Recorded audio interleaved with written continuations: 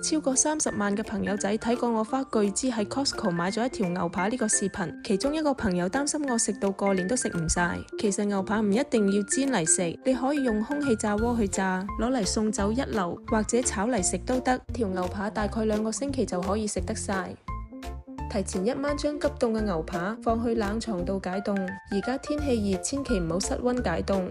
將肥嘅部分切出嚟，用空氣炸鍋炸嚟食。瘦個部分就拎嚟炒，只要個牛扒靚，解凍之後一樣咁靚咁新鮮。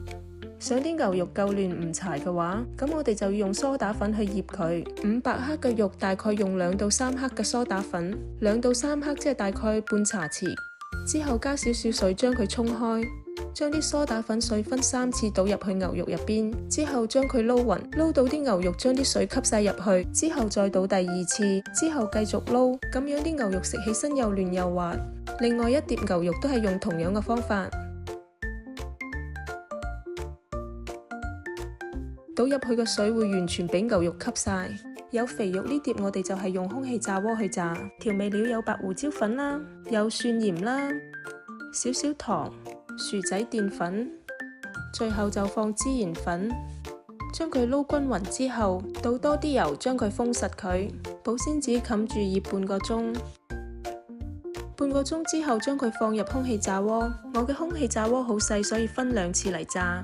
350度華氏度焗15分鐘，中途記得反一反佢。真係好正啊，食到停唔到口。今晚同我老公嗒翻杯先。炒牛肉嘅調味料有白胡椒粉啦，鹽調個底味，糖1茶匙，1茶匙粟米澱粉。將佢撈均勻之後，噴啲油將佢封實，用保鮮紙冚住醃半個鐘。我今日用蘆筍嚟炒牛肉，我覺得呢個搭配真係好正。牛肉已經提前用鹽做咗個底味，所以我哋一陣簡單咁用蠔油同埋豉油調個味就搞掂。